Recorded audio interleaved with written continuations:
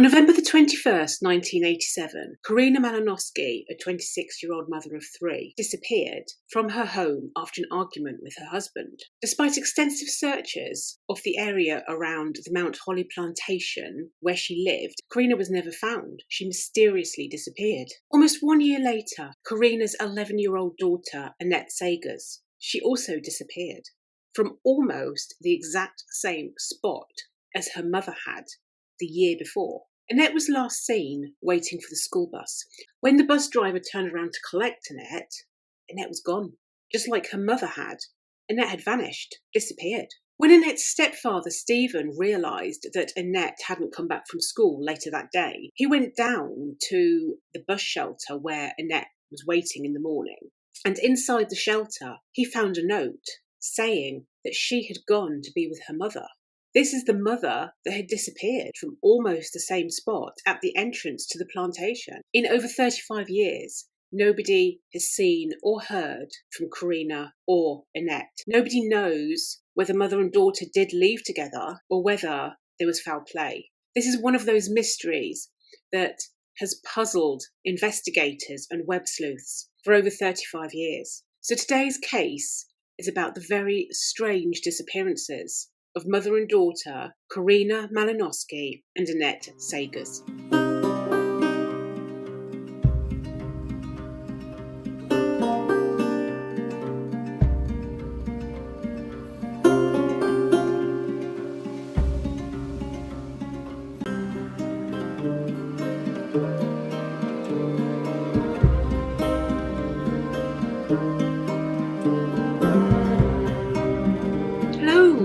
Welcome to my true criminal abode. It is wonderful to have you here, as ever. So today's case, as we know, is about Korrina Malinoski and Annette Sagers, mother and daughter who disappeared from almost the same place, almost a year apart. It's very, very mysterious. Now, obviously, this case is unsolved. This happened just over 35 years ago, and nobody has seen or heard from mother and daughter in all that time. And I'd actually decided when I started this channel that I wasn't going to do unsolved cases. I like an ending. I like to know what happened. But this is one of those cases that has intrigued me for quite a while. And I was actually watching a documentary the other day called Up and Vanished, which is hosted by Payne Lindsay. And he covered this case, and it jogged my memory because it's been a few years since I first found out about it. And I looked into it again thinking, my God, do we still not know? And we still don't know. And this might be an unsolved case, but we're only going to get that ending if we talk about this case. This poor family, they want to know what happened to Korrina and Annette. And hopefully they did leave together. Hopefully they are okay. The family, even if they didn't see them, just to know that they're okay is all they would want. But if Korrina and Annette did meet with foul play, then obviously somebody, or more than one person, whatever, people need to be brought to justice for what happened. So either way, we need to talk about this case, and we need to get the information out there. We need to see if we can jog somebody's memory who might not realise that they saw something at the time. So today's case is an unsolved case, and I really, really hope that we can get some answers for this poor family and that they don't have to wait another 35 years. So we need to keep talking about this case, and we need to get that ending. As I mentioned, sources-wise, main source is probably this documentary, Up and Vanished. And there's also on Web Sleuths quite a good thread. And on this thread is actually one of Korrina's sons, Tommy, and he provides some interesting information on Web Sleuths. And he has been verified. He's not just some random. He has been verified on there as Korrina's son. So we can be pretty sure that the information that he gives is reliable. So I've used that as well. And obviously, you know, any other sources, I will put a link to where I've got my sources from. Trigger warning wise, obviously we don't know what happened. We're going to make some assumptions or some speculations, some theories. There's potentially some murder, potentially CSA, domestic violence. Nothing too gruesome today because we just don't know. We don't know the answers. but obviously I'll be mentioning them. So if you're triggered by any of those things, please, please, please look after yourself. So yeah, let us get on with the case.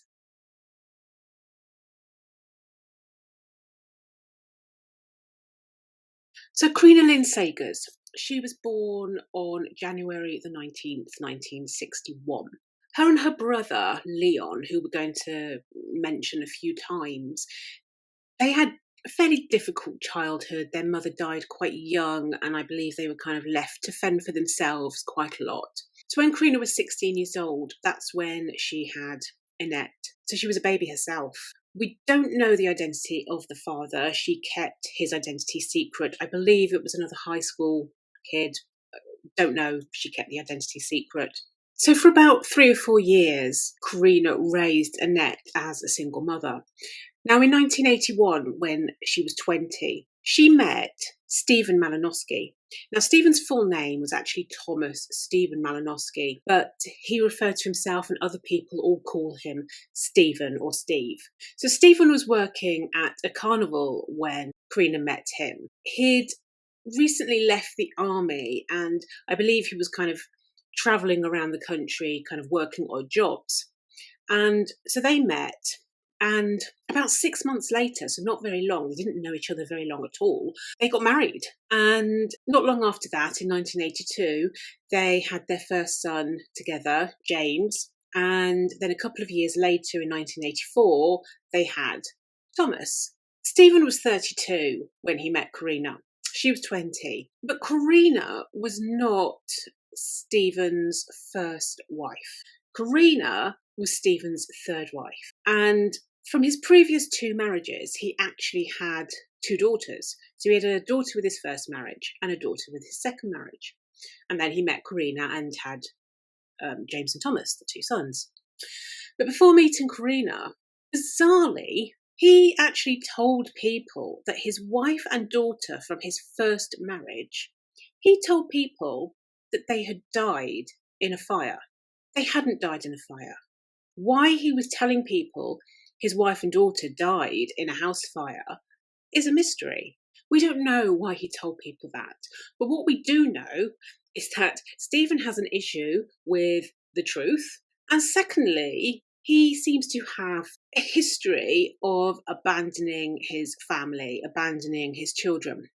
So right now, Stephen is looking a little bit sketchy and he's slightly unreliable when it comes to truth telling. Just to be clear, before I continue, however, with this case, just to be clear about Stephen. Now, what I'm going to be talking about today is based on theories and speculation because we don't know what happened. And so it's really important that I make it clear that Stephen, even though he does come up in the theories and speculation, even though, let's be honest, people suspect Stephen of having something to do with either one of their disappearances or both of their disappearances. At this point, Stephen is a person of interest only. That's it. He has not been charged with anything. He has not been found guilty of anything. And I want to make that clear because even though it's going to sound like I might be accusing him a little bit at times, I'm talking about the theories and the speculation that are out there, as opposed to this is what's happened or this is my belief or whatever. So I need to make that clear. So in 1982, the family moved to Berkeley County in South Carolina. Stephen actually gets a job as a caretaker on a plantation, the Mount Holly Plantation. And family are living in the caretaker's cabin on this plantation. Now, this plantation is huge, absolutely huge. It's 6,000 acres, which is, it's something like 9-10 square miles. It's huge, it's big.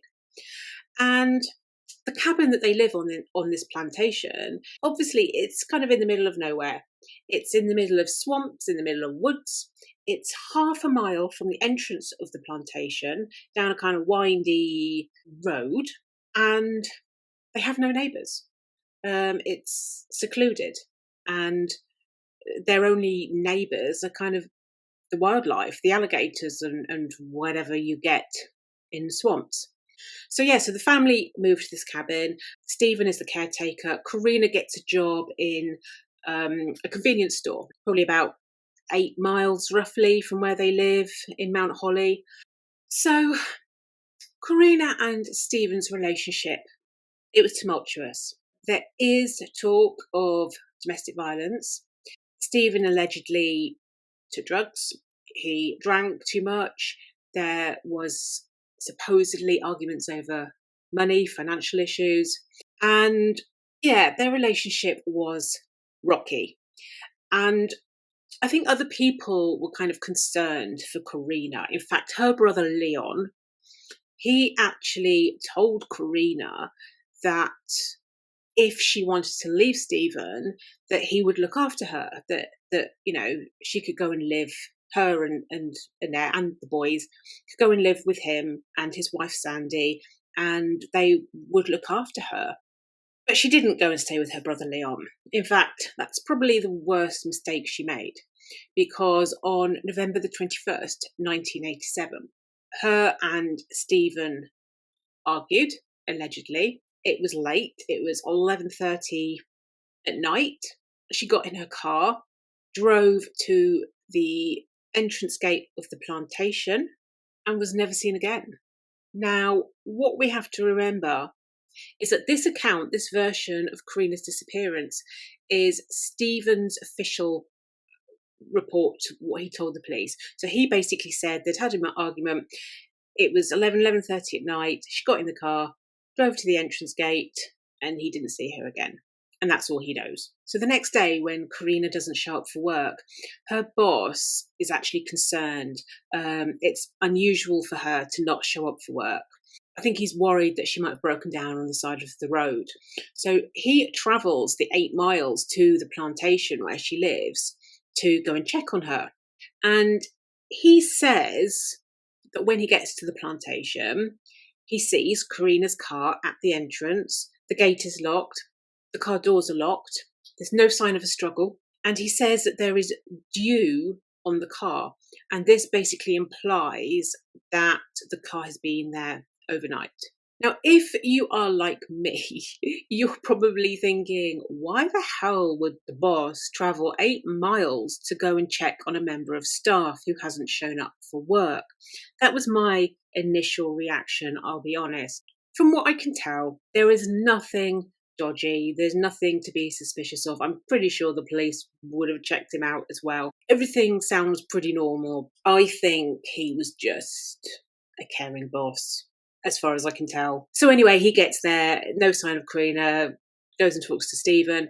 The police are informed, and a search and rescue team, they arrive, search the area, scour the plantation by foot, by air, do all that stuff. Nothing. No sign of Korrina at all. She had just disappeared, vanished. So for the next 11 or so months, Korrina's 3 children, obviously living without their mother. James and Thomas, they're very, very young still. They're sort of 3, 4 years old. They're under 5 anyway. Very, very young. Sadly, don't remember much about their mother at all. They don't remember much about this period. They don't remember anything. Annette, bless her, she was 10 when her mother disappeared. She was a 6th grader. She went to Westview Middle School. She was described as a smart, sweet, clever little girl. Her teacher did comment, though, that she was sad. She seemed troubled. To be honest, I'm not surprised. Her mother disappeared. She's going to be sad. She's going to be troubled. But I think, as we'll find out later, it's worth noting, because we don't know if there was something more going on in the home, and whether it wasn't just her mother's disappearance, which is why she was sad and why she was troubled, whether there was something more to this. So Annette was born on March the 16th, so she turned 11. And then a few months later on October the 4th, that's when things get strange, because this is when she, like her mother, also disappears. That's when she was waiting for the school bus. She had walked out of the plantation. She was wearing red pants, a red top, white shoes, and she's walking out of the plantation for the school bus. She's heading for, there's like a shed, like a shelter outside the plantation, which is where she sits and waits for the bus. So this shelter, it's not an official bus shelter. It's basically something that Stephen had built for her to protect her from the weather. So it's kind of like a wooden construction, not an official shelter, not an official bus shelter, but that's where she sits and waits for the bus. And we know that she gets to the shelter because the bus driver and witnesses on the bus see her sitting at the shelter. According to the bus driver, she's sitting on her books, her school books, and she has her dog by her side, and she's waiting for the bus at this shelter. The reason the driver just sees her initially is because what happens is the bus is on the other side of the road, and it's travelling up one side of the road, collecting the children, and it'll turn around and come back on Annette's side of the road to pick Annette up. So whilst the bus is on the other side of the road, that's when the driver and some of the witnesses already on the bus saw Annette sitting at the shelter. And this is about 7 o'clock in the morning. And we know it's Annette because, like I said, this is not an official bus shelter. It's a construction that Stephen made for Annette to shield her from the weather. So nobody else other than Annette is going to be sitting in this shelter. It's not an official bus stop. So we know it was Annette. So about 15-20 minutes later, 7:15, 7:20 approximately, that's when the bus turned around and gets back to the shelter on the side of the road that Annette was at, but she had gone. She had disappeared. So back in 1988, during this time, the road that the shelter was on, it wasn't as busy as it is today, but it wasn't a quiet road. There would have been people passing by. So if anything happened, people would have seen something happening. They would have seen either Annette leaving, walking away, or they would have seen a car pull up and Annette getting into a car. Somebody would have seen something. But 35 years on, either nobody saw anything or nobody saw anything of any relevance. So later that day, Stephen realises that Annette hasn't come home from school. It's about 4 o'clock. I don't know how he finds out, but he finds out that Annette hasn't even got on the bus. It's kind of weird to me that the school didn't contact him. I mean, maybe they did and couldn't get through to him, but you'd think that the school would have said that this 11-year-old hadn't turned up. But anyway, he goes down to the bus shelter to look for her, and he gets to the shelter about 4:15. And allegedly, inside the bus shelter, Stephen finds a note. I say allegedly, not because there wasn't a note. There was a note. A note was handed in to the police. But allegedly, that's when Stephen found the note, around about 4:15 inside the bus shelter. And this note was written on school binder paper in pencil, and it said, "Dad, Mum came back. I have to go with her. Give the boys lots of kisses and hugs, and also you too. Love, Annette." So Stephen contacts law enforcement, hands them the note.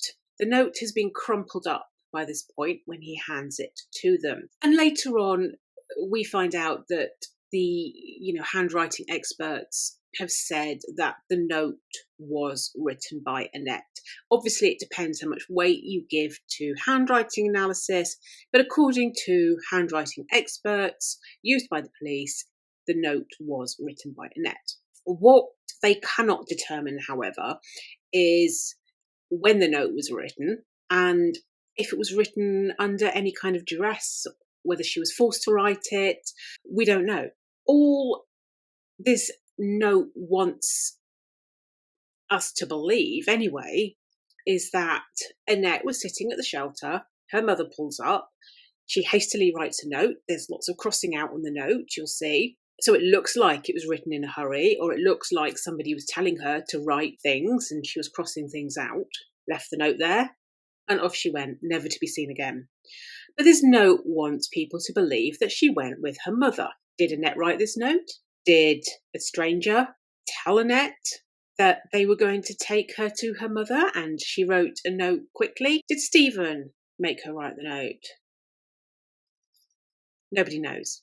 So anyway, obviously law enforcement are involved again. A search was carried out of the plantation, of the area, around the plantation. This search was actually a month later. I was a bit boggled when I heard this search was a month later because this is an 11-year-old child. why are they searching a month later to look for a child? That was weird to me and annoying, and yeah. But anyway, obviously nothing came off this search, and yeah, it's been 35 years and nobody has heard from Korrina or Annette. And like I say, because we don't know what's happened, all we can do is speculate and theorise. And there is plenty of speculation out there. And even though I don't like talking about speculation particularly, because I like to tell you what happened and tell you the facts, that's what we're going to have to do to get that awareness out there, to try and jog people's memories. We're going to have to talk about the speculation. But before I do talk about the speculation, what I will do is I will talk, because obviously over the 35 years, there have been little things that have happened that could be interesting to the case. They might be nothing at all, because we're dealing in theories. They could be nothing, but they could be something. So what I will do first is I will tell you the little things that have happened over the last 35 years that are fact and could be potentially useful in putting this puzzle together.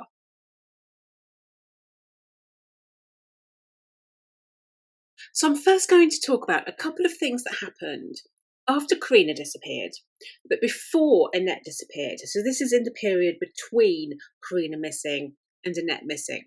And there's a couple of interesting little things to talk about. Firstly, when Korrina disappeared, obviously the family were concerned about the welfare of Annette. Her mother had gone. Stephen is not Annette's biological father. So they were concerned for her welfare. And the first thing to note is that the family wanted to go for custody of Annette. They wanted to look after her. And in South Carolina law, I believe a family can apply for custody a year after a family member either disappears or has died, something like that.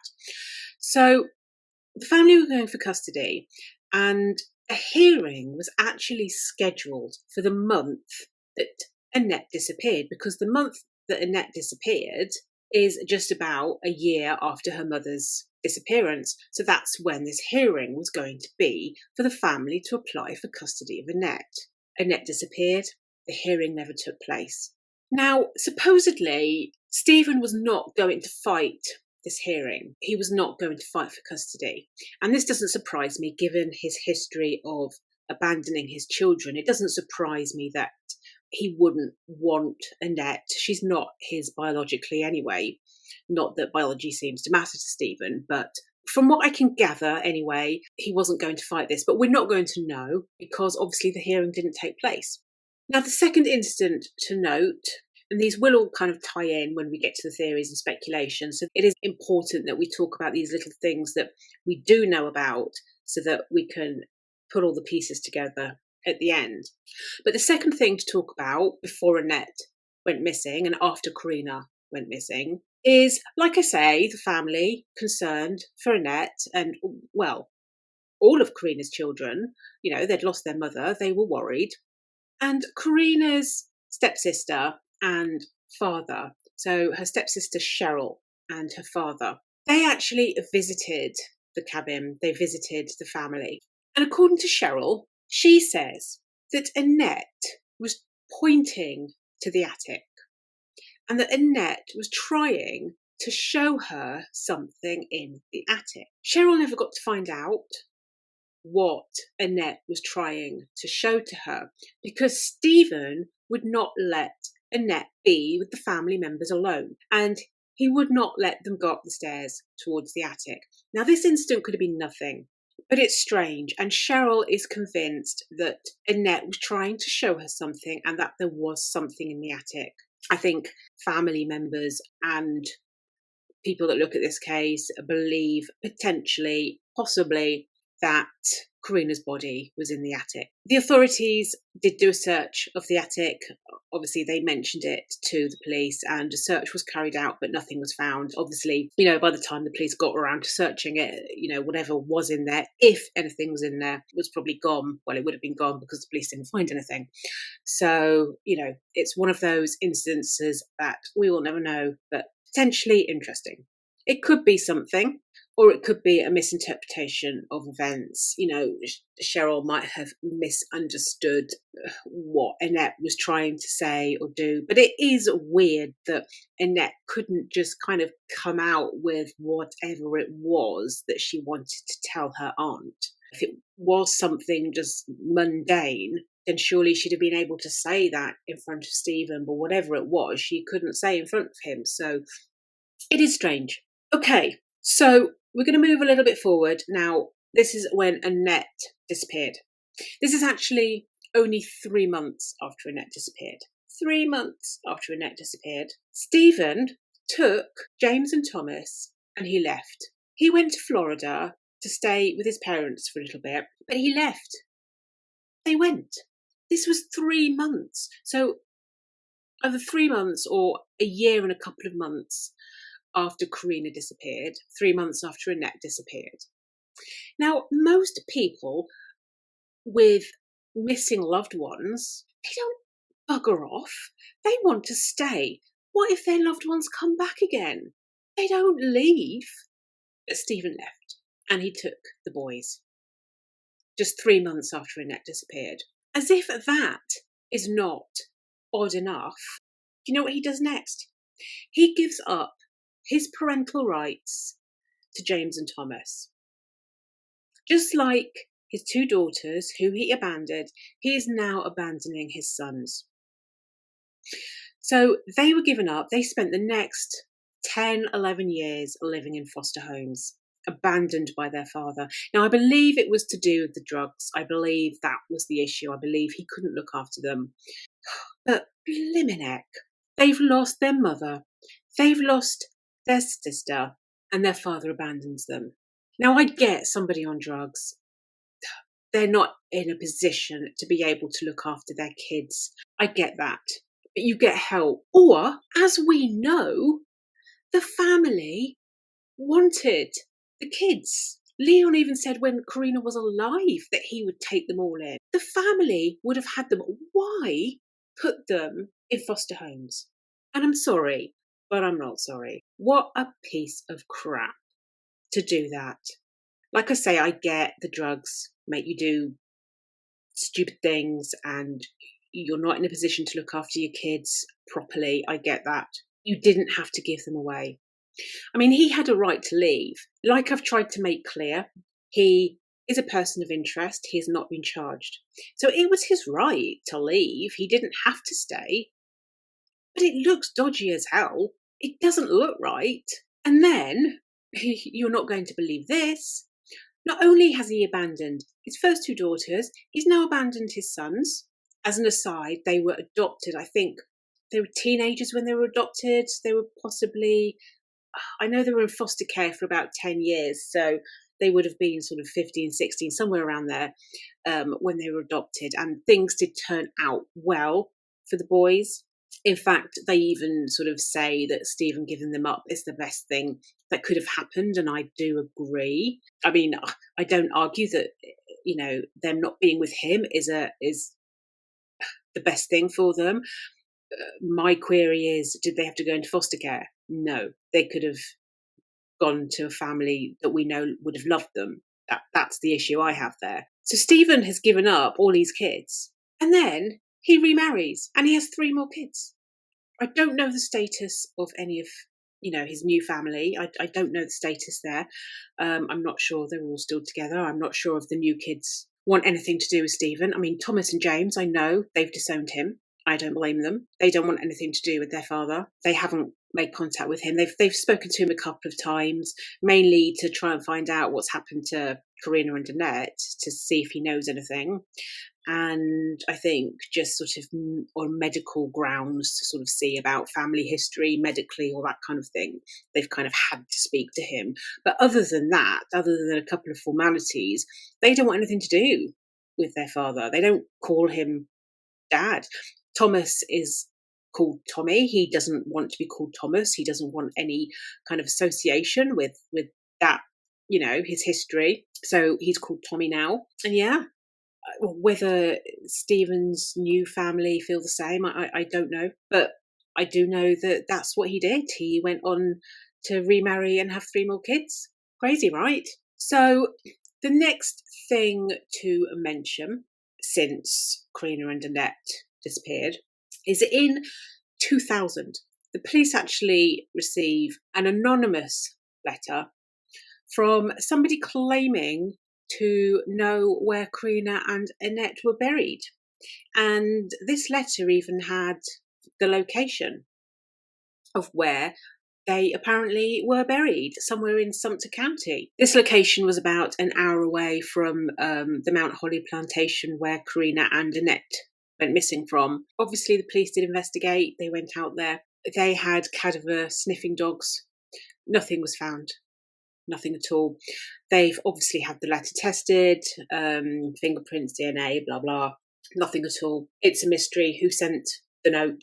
This was about, 2000, so it's about 13 years approximately after Korrina and Annette disappeared. And in all probability, I think it's probably a hoax. You know, you get these nitwits who like to embroil themselves in cases, and they're just a complete nuisance and waste of time and a waste on resources, because obviously, you know, these searches are done, which came to nothing. And I think that's probably what this was. But equally, this could be somebody who knew something. It could be important. And if this was somebody who knew something, then that person needs to come forward again. Maybe they will. Another piece of the puzzle. Now, another incident, which is actually really interesting. The incident itself actually took place when Korrina was alive, but it was reported in 2016. And this was actually one of Stephen's friends. He came forward and he said when Korrina was alive, this friend, he and Stephen, were driving around the back roads around the plantation area. They were driving the back roads and they came up to a kind of mound of dirt by a pond in the middle of nowhere. And Stephen said to this friend, he said, that would be a good place to bury a body. Really? Now, obviously, we only have this friend's word that this is what Stephen said, but the police mention it, and I'm pretty sure that if they thought this friend was lying, they would have dismissed it. This is something the police talk about. But it's interesting that just before Korrina goes missing, Stephen is pointing out dirt and ponds and saying that would be a good place to bury a body. Could be nothing. I think this is one of those incidences where on its own it could be nothing. But when you put all the other pieces together and look at Stephen's character and some of the other things that have happened, it does look a tad odd. Although I do find it weird that it took him so long to come forward. I mean, 2016, what is that? It's over 20 years, isn't it? I don't know. It's like 25 years, something like that. Why did it take him so long to come forward? But that kind of, in a way, makes it more believable. You know, it wasn't somebody just kind of jumping on the bandwagon at the time. It kind of makes it a little bit more believable to me. To me, anyway, that's what I think. Obviously, this friend's revelation, it did trigger another search of the area. And interestingly, this time, the dogs did smell human decomposition, which is interesting because this would have been on the grounds to the plantation, I believe. So it's interesting that the dogs did smell human decomposition. Might be unrelated, it might be somebody else, you know, but it's interesting. Obviously, their bodies, nothing was actually found. But like I've said before, this area it's swampland. The ground shifts. I mean, I'm no expert in these things. But from what I can gather, the ground moves and shifts and it's swampy and there's alligators as well. So the odds of, if the bodies were there, of A, being in the same place and B, even still being there because of the alligators, are quite slim. But so it is actually interesting that the dogs did smell something. Now, kind of linked to this is a couple of years later in 2018, a couple of detectives actually reopened the case, which is great. They were looking at cold cases, and Korrina's was one of the cases they wanted to look at. And Detective Kukinda, he actually said to the family, just know that we haven't forgotten. And I think that's lovely, because so often, when cases go cold, these people are forgotten about. And it makes sense because resources are tight, there's new cases come along, you're going to keep moving. But it's sad that these cases get forgotten about. But, they reopen the case, they're not forgetting. And these detectives don't believe that Korrina and Annette left the plantation. So a lot of their investigation is focused around the plantation. But the problem is, how the hell do you search this swampy, woody land that's like 6,000 acres? So they're actually working with the College of Charleston to kind of try and narrow the search area down. It's all beyond me. Clever people. They've come up with some kind of formula, some kind of calculation, which, based on kind of topography, soil, shifting ground, all this stuff, it kind of calculates the best areas on the plantation to search where bodies could be. I don't know how they do it. Maths and science, yeah, don't have a clue. But yeah. So the aim is basically to narrow the search area from 6,000 acres down to kind of a couple of hundred acres, to make it a lot easier to search. And so that's kind of what they're working on. They've dug loads of holes all over the place and stuff. Obviously, nothing as yet, but hopefully something will come of that. But since the detectives opened the cold case, there was something else that is very, very interesting. And they discovered that sometime in the 1990s, maintenance was being carried out on a pond at the plantation. And basically, what they pulled out of this pond was a rolled up carpet with electrical cord wrapped around it. This was pulled out of a pond at the plantation.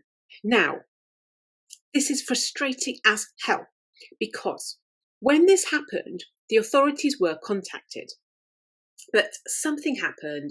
The police, for whatever reason, did not link this incident to Korrina and Annette. And for some reason, this carpet was never taken in. It was never examined. This carpet was destroyed. It was destroyed. It's frustrating as hell. This carpet could be the key. It could be the key to everything. Now, if we think back to that incident of Annette trying to show her Aunt Cheryl something in the attic, could it have been a rolled up carpet with a body in? Could have been.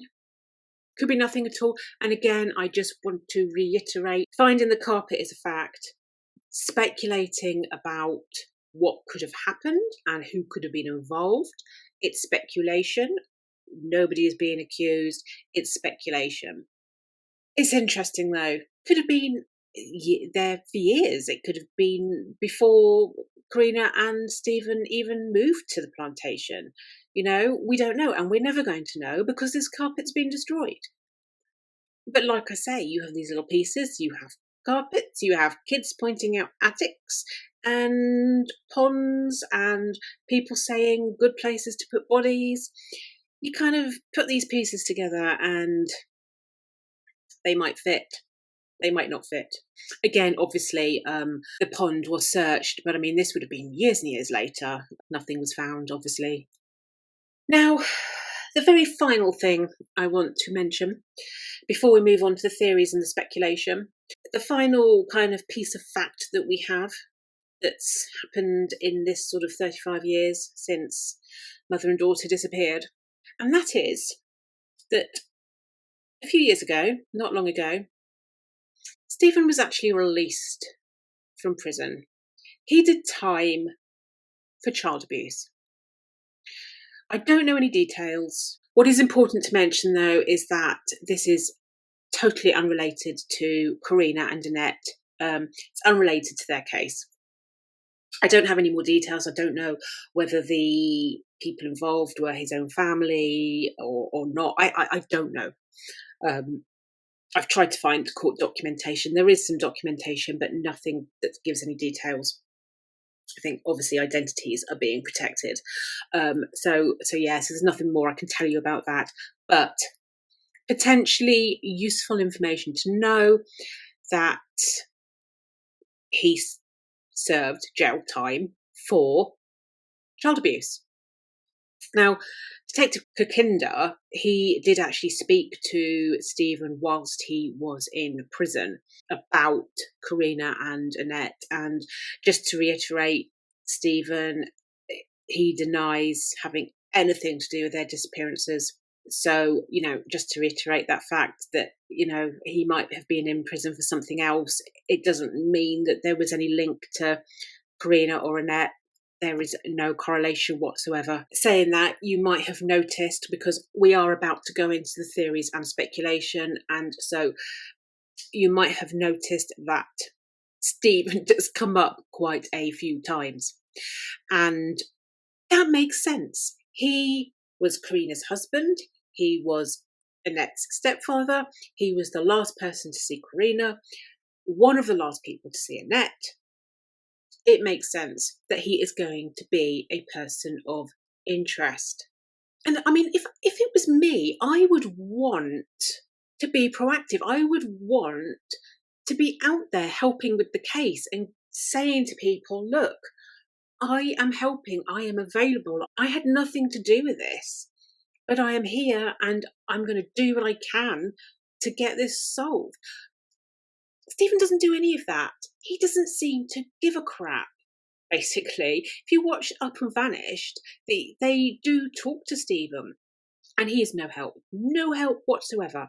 He just says he thinks they're still out there and don't want anything to do with him. And that's it. I mean, I'm kind of judging Stephen somewhat on those kind of facts. But as far as the actual nitty-gritty of whether he had anything to do with it, he's a person of interest, and potentially he could have done, but we've just got to look at this as the speculation that it is, because it is speculation, nothing more. So let's all look at the theories.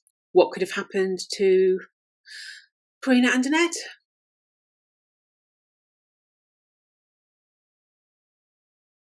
So the theories broadly fall under the big umbrella of Korrina and Annette left of their own accord. Let's hope they did. Or they came across foul play. If they came up against foul play, it would have been either by Stephen or a stranger. So we've got three kind of broad categories: voluntarily left, foul play by Stephen, foul play by a stranger. So the kind of subcategories that I'm going to talk about kind of fall under one of those umbrellas.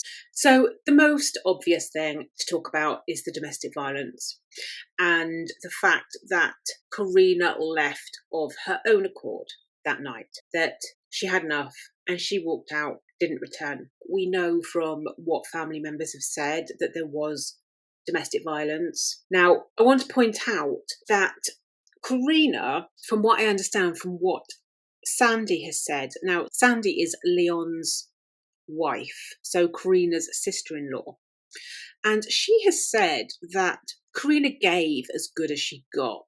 So there was one incident, for instance, where she hit Stephen with a skillet or a frying pan. So she wasn't a pushover from what I can tell, but this might just add to what happened that night. She could have left of her own accord, or it could have been something else. Stephen could have been angry with her. Things went too far. Could have been an accident. She fell, hit her head. I don't know, anything. There are so many little rabbit holes you could go down with this. So many things that could have happened. But basically, the night in question, Korrina either left of her own accord, like Stephen said, or something happened in that cabin, whether accidentally or purposefully. So if she did leave, it's what happened then. Her car is left at the entrance gate. We know that. It's 11:30 at night. It's pitch black. It's a plantation. She gets to the entrance. Does she get out the car to open the gate? Something bad happens to her. This could be somebody else who happened to come across her. Or does she get into somebody else's car? Either way, it's a bit mysterious. So there wouldn't have been public transport at that time of night, which basically means either somebody else nabbed her or she got into somebody else's car. If she'd walked somewhere, somebody would have seen her. She didn't make contact with anybody. Where did she go? One thing that is discussed, did Korrina have an affair? The family are adamant that she didn't have an affair. The family are going to be adamant that she didn't have an affair. I get that families are very protective of their loved ones. But as an outsider, I would say you don't know what happens behind closed doors. And I wouldn't dismiss the idea of an affair. I'm not saying that that's what happened, just I wouldn't dismiss it. Obviously, the police have looked into it and the family are adamant that that's not what happened. And I don't actually think that's what happened. If I had to place a bet on it, I would say that she didn't have an affair. But we can't rule it out, is all I'm saying. We don't know anything about Annette's father. Obviously, the police will know and have looked into that. So I don't think there's anything of that. But just from a speculation route, we don't know. Korrina could have been in touch with Annette's father. The boss, I mean, your first reaction when you find out a boss has travelled 8 miles to find out about a member of staff, and your initial reaction is like, oh, that's weird. I don't think it was weird. I think he was just a nice boss. I'm not saying the boss did anything, they were having an affair, anything like that. All I'm saying is, if you're questioning these things, it does make you continue questioning, could she have actually had an affair with somebody? Could there be somebody that we don't know about? Could she have got into another car? Now, something very, very weird. Leon, Korrina's brother, he says that Stephen told him that on that night, Korrina went down to the gate and he saw her getting out of her car and into a van and driving away with a stranger. This is what Leon says that Stephen told him. The police have looked into it. Stephen's official explanation is he saw her drive away and that's it, nothing more. And he is adamant that that is his account of what happened and that the account that Leon claims that he made isn't the truth. I'm more inclined to believe Leon than I am Stephen, but I also do think that potentially Stephen might have got confused. He could have been on drugs. He might not have realised that that's what he was saying, or that's not what he might have meant when he said it to Leon. Leon could have got confused himself as to what Stephen was saying. I don't know. But the fact that Stephen even mentioned the fact that Korrina got into a van does make you think, could she have been having an affair? Equally, this account that Stephen gives is bullcrap, frankly. Remember, the cabin is half a mile away from the plantation entrance.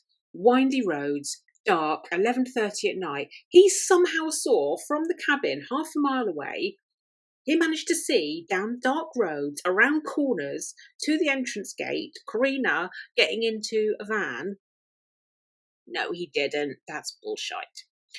So, yeah, it doesn't mean that she didn't get into somebody's van, didn't get into a car. That could have happened. There could be some good reason for him thinking that she had an affair, is all I'm saying. That particular instant, that's bullcrap. Unless he followed her down to the gate, which is potentially possible, but he didn't say that to the police. You'd think he'd have told the police that.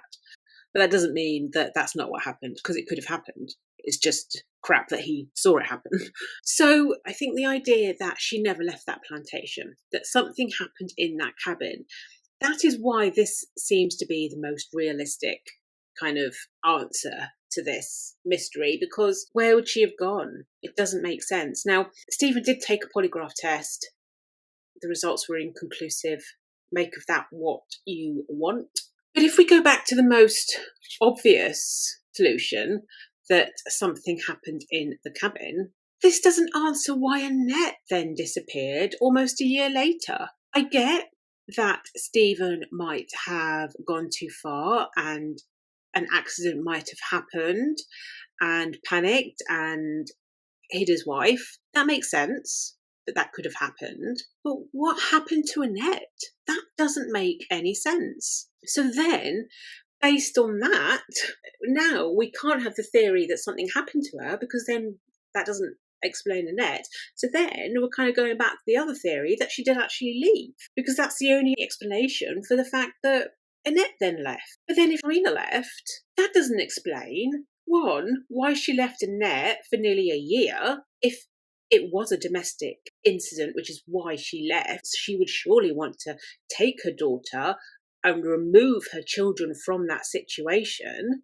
And then she never came back for her sons. Now, I do want to talk very briefly about James and Thomas, because the biggest reason people do not believe that Korrina left that plantation of her own accord is that she would not have left her children behind, her sons. A lot of weight is given to the fact that James and Thomas were left behind. And I get that. I completely agree, totally agree, that Korrina would not have left her children behind. But I'm not sure we should give so much weight to this that we discount that she left of her own accord. I think it's important, but it does not categorically mean that because she left James and Thomas that she was murdered. And the reason I say that is because let's assume that she did leave of her own accord. She would have had nowhere to go unless there was somebody hiding her who hasn't come forward after all this time. Potentially Annette's father, perhaps. Theory, we don't know anything about him. It's difficult to say. But potentially, somebody could be hiding her. It could even be a family member who hasn't come forward because they don't want to get into trouble. Anything. I don't know. But let's say she did leave. She could have just gone into hiding of her own accord. Something else could have happened. People have even mentioned things like witness protection. I mean, there's so many things that could have happened. If she left of her own accord, it is feasible that she needed to set herself up, which is why it took her 11 months to come back for Annette. It's feasible.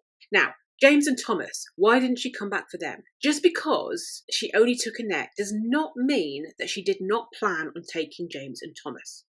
James and Thomas were very, very young. Unlike Annette, who walked to school on her own, and there was opportunity where Annette was by herself, the two boys would have been with a caregiver at all times. Korrina might not have had the opportunity to take them at that point. That does not mean that she wasn't going to come back for them. Just like it took 11 months to get herself set up and come back for Annette, she could have planned on coming back for James and Thomas. There's two things with James and Thomas. One, 3 months after Annette left, we're assuming she left, Stephen moved to Florida, which means that if Korrina did come back a little bit later, she probably didn't know where they were. Secondly, the two boys were biologically Stephen's. Annette wasn't. There would be no legal repercussions for Korrina taking her own daughter, for taking Annette. James and Thomas would be a little bit more complicated. Now, I don't know if there's domestic violence and all this stuff going on. I don't know whether that would be enough to stop somebody taking their children, removing them from a harmful situation. But it might be a factor, is all I'm saying, that possibly could play into why there might have been delays in her coming back for them. All I'm saying, basically, is that I don't discount the idea that she left of her own accord simply because she didn't take the boys. I do believe she wouldn't have left her children behind. I just think that for whatever reason, she didn't get there in time, and it was too late for her to get them if this is what happened. So yeah, I don't kind of jump straight down to the, she was murdered on that plantation because of, her not taking James and Thomas with her. I get that the family think that. The family are adamant that she would not have left the kids, and I get them thinking that. Having said all that, I am actually in the same camp as most people in that I do actually think something bad did happen to Korrina that night. Not necessarily in the cabin, not necessarily by Stephen, but I do think something happened to her that night. Now, if we stay though looking at if there was foul play with Korrina, why there might have been foul play with Annette 11 months later. One thing that is talked about is, this incident with her Aunt Cheryl and wanting to show her Aunt Cheryl something in the attic. One of the theories does kind of come back to that and the possibility that Annette possibly knew too much. And that would explain why she was killed 11 months later, because she knew too much. I mean, the whole carpet thing as well, it does make you suspicious of this. You've got a carpet being found in a pond on the plantation. You've got Annette pointing out something in the attic. It does make you think that potentially, sadly, Annette might have known something about what happened to her mother. And if that is the case, this would very well explain why Stephen did not want Annette being left alone with family members where she could say anything. And it might also explain why he put the boys into foster care rather than with the family, because the boys were too small to remember anything. And if they're in foster families, they're probably just going to forget about everything.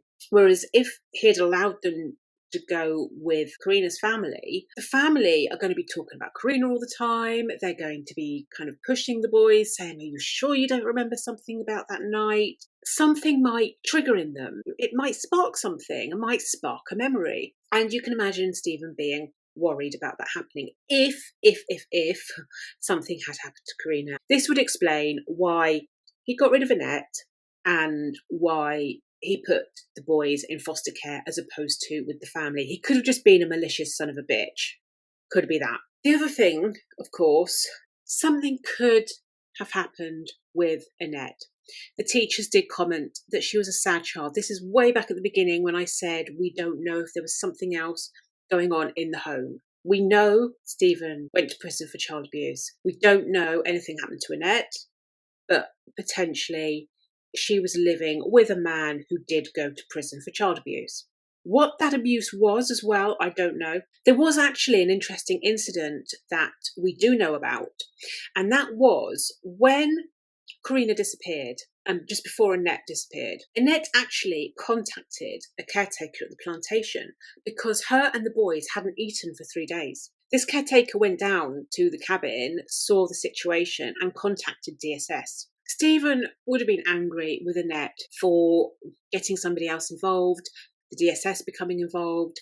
He would have seen her as a liability. There's also potentially, if he was abusing the kids, this would explain why he doesn't want any of the kids to be alone with family members where they could say something. Again, total speculation. I'm not saying this is what happened.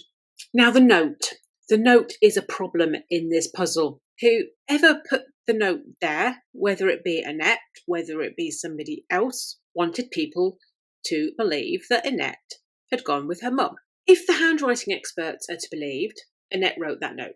Now, I personally do not put a ton of weight on handwriting analysis. It's not like fingerprint analysis, DNA analysis, any of those things. It's not an exact science. This is people's opinions. The police obviously put a certain amount of weight on it. We don't know. We only have Stephen's word for it that the note was found at the bus stop. If Stephen had got Annette to write the note beforehand, it seems weird that she was waiting at the bus stop normally. There doesn't seem to be anything weird going on. She was at the bus stop waiting for the school bus. So if she'd written the note under duress beforehand, that doesn't make sense. Unless, of course, he could have been playing some kind of game with her. Oh, imagine this scenario where your mother comes back, write a note to her, let's do this pretend game. Something like that could have happened, I guess, where he could have kind of tricked her into writing a note and then planted the note there. So yeah, that could have happened. I don't think it did. I think she wrote the note at that bus stop, all the crossings out and things, and it looks kind of rushed. The speculation is that Stephen got her to write that note. It doesn't make sense to me. It does not make sense to me. Now, I've spoken about Korrina and I've said that even though it's just speculation, I get that it makes sense why people would speculate that Stephen killed Korrina. That makes sense. I'm not saying that's what happened, I'm just saying it makes sense that that could have happened. With Annette, I do not believe, I'm going to say it outright, I do not believe that Stephen killed Annette. There's 2 reasons why. Number 1, Stephen is not the smartest tool in the box. He took drugs.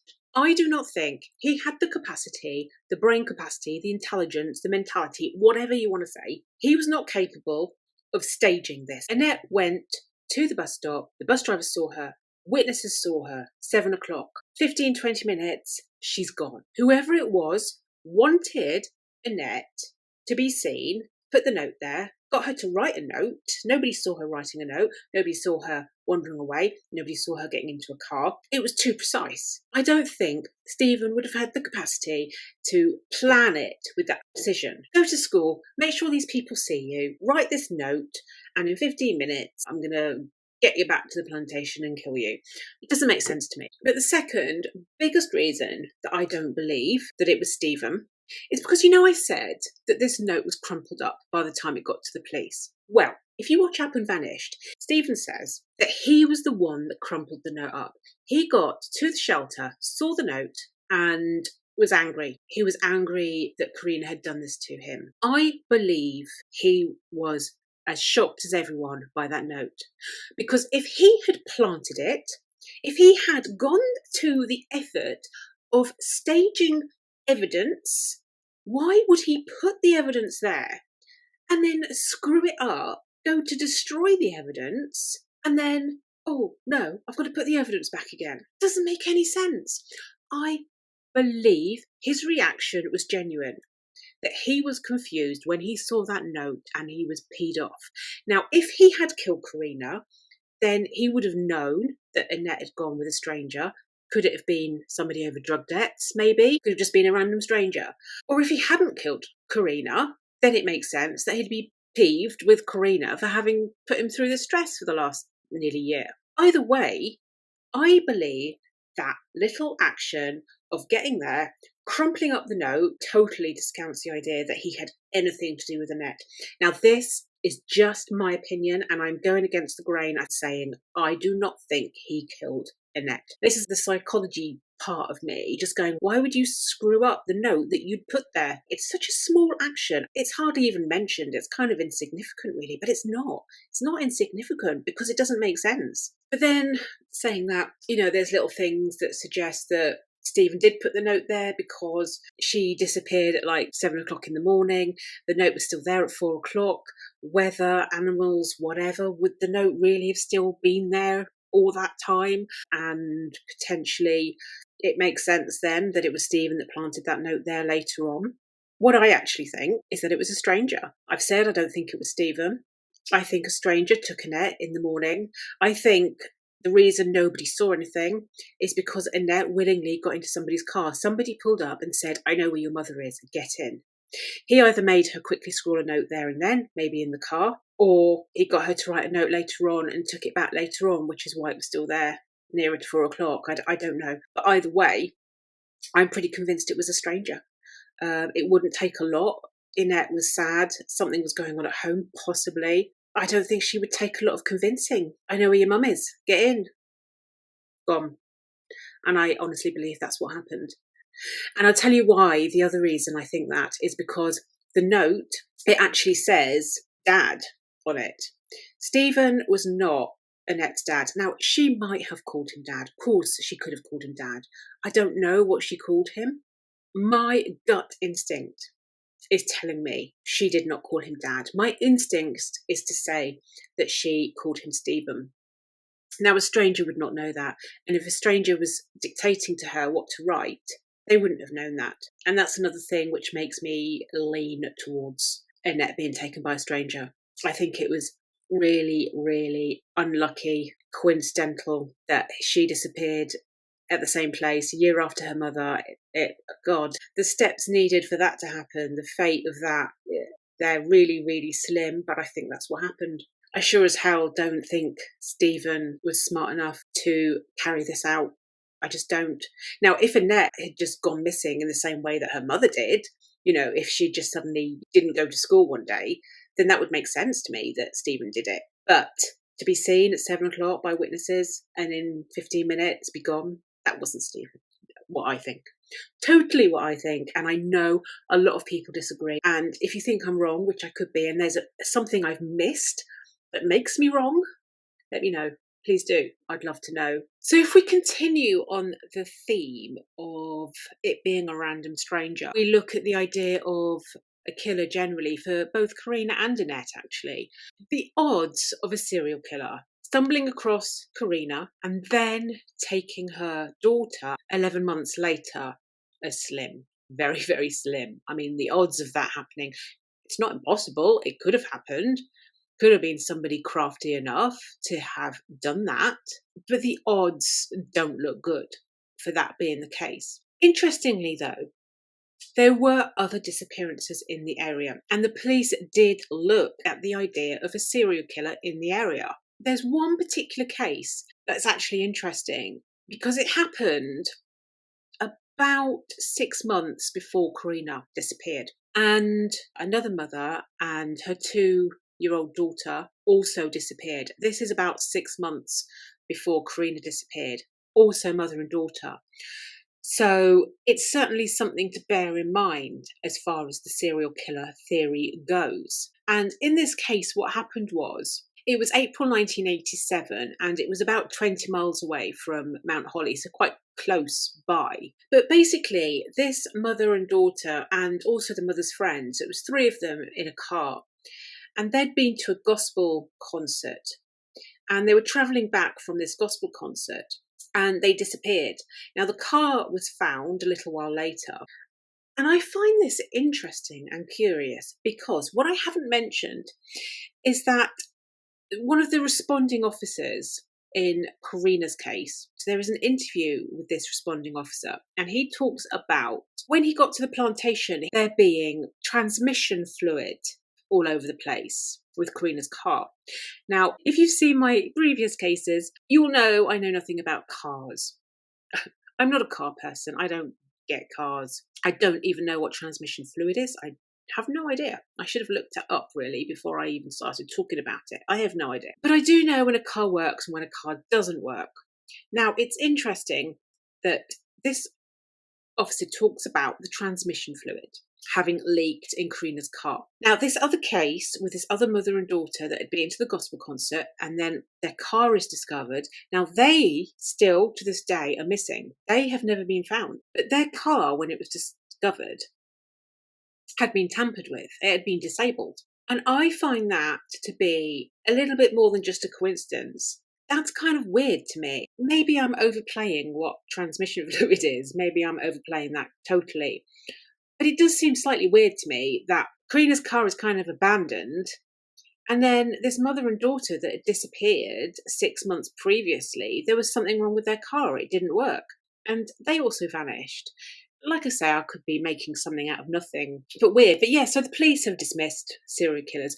I haven't dismissed it, though. I don't dismiss it at all. I think it's feasible. I think it's unlucky, but feasible. And I think it's quite possible. Korrina got down to the gate.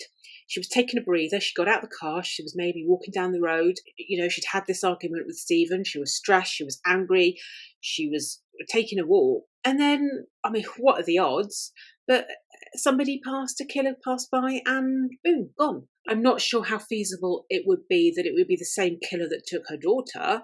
I mean, that's going a bit too far. It's possible. Obviously, my opinion might change. That's the opinion that I have now. It doesn't mean that my opinion isn't fluid and changing, especially if I find out something that I didn't know. If you know anything that I haven't talked about and should have done, then let me know. I do actually, just really, really quickly, actually want to mention the dog, because you know I mentioned that when the bus driver saw Annette, that Annette was sitting with her dog by her side.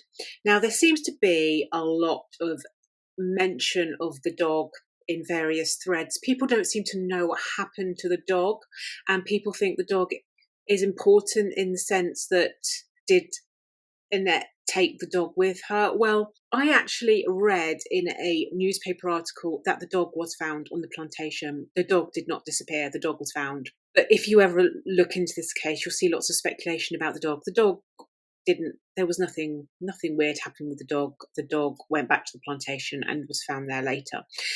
What is interesting, though, is that it was quite a big dog, and I don't know how protective this dog would have been of Annette.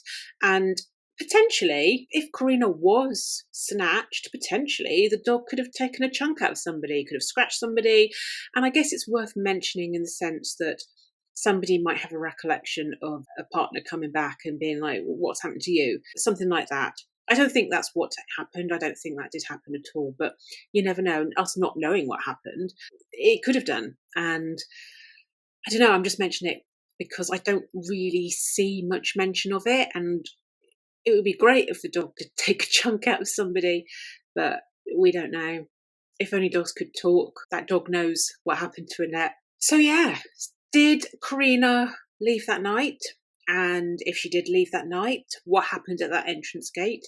Did she keep going somewhere safe and then came back for her daughter 11 months later? Or did something else happen at that gate?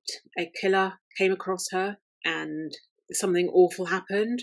Or did she leave the cabin at all? Was her car at the gate? Was that all staged?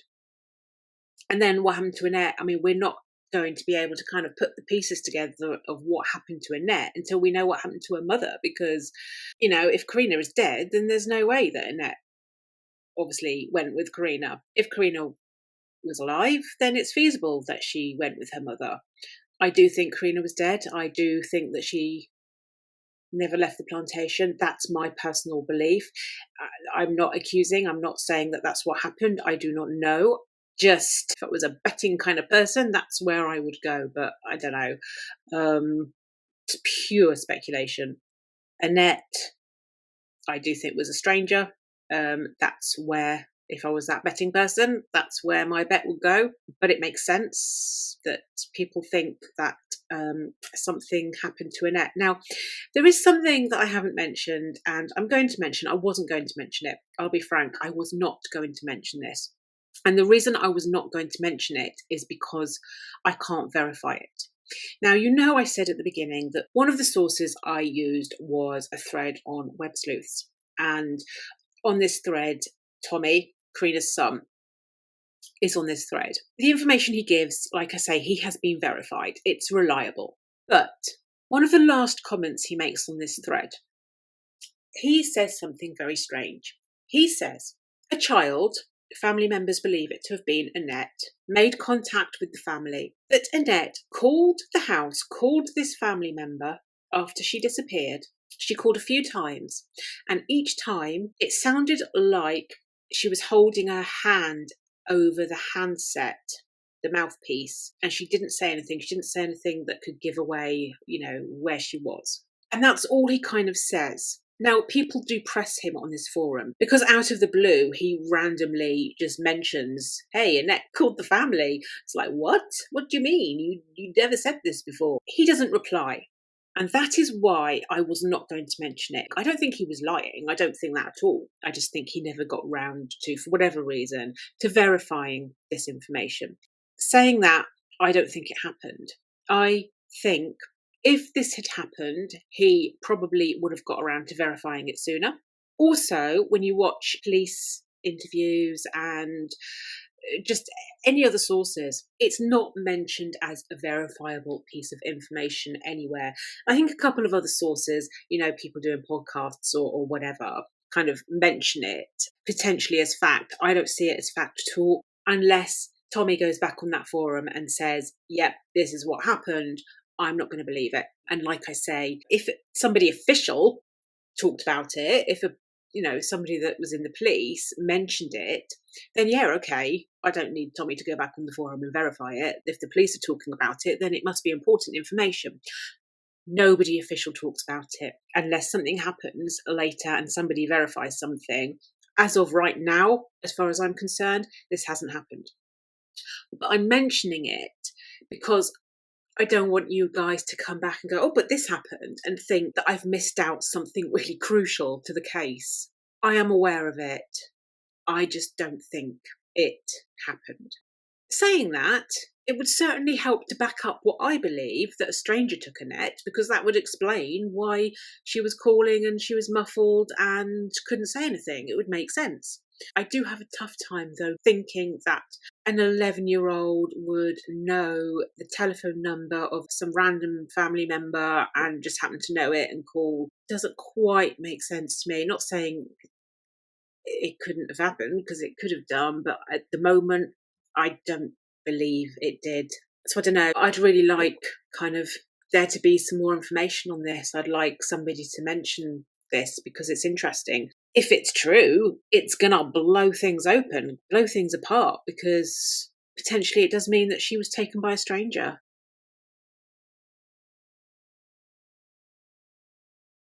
But yeah, that's it. Let's hope to God it doesn't take another 35 years for this case to come to a conclusion. If Stephen did have anything to do with it, unless he comes forward or unless they find the bodies, he's going to take this to his grave. So I'm not sure anything's going to come from Stephen. Of course, if it wasn't Stephen, then let's hope somebody else has some information that's going to help blow this thing apart, because regardless, Korrina and Annette have family members that desperately want to know what happened to them. James and Thomas, bless them. Like I said, they were fostered for 10 years, adopted eventually. They turned out all right. They didn't become a statistic.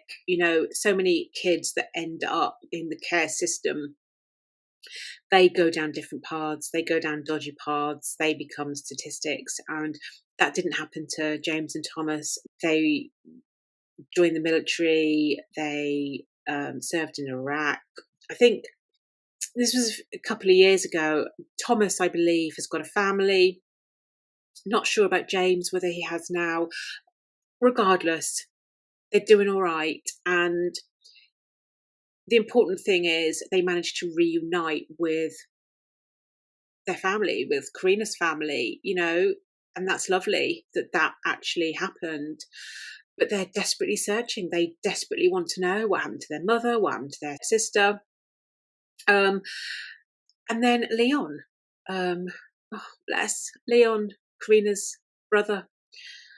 He was searching for years and years and years. Now, a couple of years ago, sadly, tragically, in 2022, I believe it was, a couple of years ago, he passed. He passed away. His heart gave up. Oh, so sad, because he was desperate for any information on his sister, on his niece. Sandy, his wife, has said since Leon sadly passed, that she hopes that he is with his sister and niece. I don't know, it's kind of bittersweet. You kind of hope that he is, but equally I hope that he's not, because I want them to be found and I want, them to be reunited with James and Thomas. So I don't know. I don't know. I think realistically they are. I think realistically they have passed, but that's obviously not the hope. So Korrina and Annette still have loved ones out there searching for them, and let's hope together as a community of people interested in true crime that we can keep this case alive and get the truth. Hope that the truth can come to light for their family members, for their loved ones. So if you do know anything, contact Berkeley County Sheriff's Department. Now, Korrina Lynn Malinoski, she was 26 when she disappeared. She would be 63 today. She is described as Caucasian, brown hair, brown eyes. Annette Sagers was 11 when she disappeared, and she would be 47 today. Caucasian, female, brown hair, brown eyes, around about 4'8". She had a gap in her upper front teeth. And when she disappeared, she actually had a slight speech impediment as well. Obviously, she might not still have that. On that day, she was wearing red pants, a red shirt, and white shoes. So yeah, anything at all. If you know something, if you know someone that knows someone, let's get some truth. And potentially some justice. You never know. Some justice as well. Realistically, probably some justice, I think, realistically, but we don't know. And yeah, either way, poor family, they just want news of their loved ones. And let's hope that happens very soon. Right, that be it. I always finish these cases like really sad. So yeah, so it's time for a dog walk, I think, to go and walk some of this off. Thank you for staying to the end. I love you loads, and if you can give me a like or a subscribe, I will love you even more than I already do. I just had a flash of a swamp then. I don't know why. I mean, where I am, there are no swamps. I think it's because I was talking about going for a dog walk, and then I suddenly thought, oh my God, swamps, alligators. There's no swamps and there's no alligators where I am. So I'm going to be fine. But if there's swamps and alligators where you are, then just look after yourselves. And if there's no swamps or alligators, look after yourselves anyway. And look after each other. And look after the people closest and dearest to you. You never know what tomorrow's going to bring. So you give your loved ones a hug. And that's it. You take care. Bye.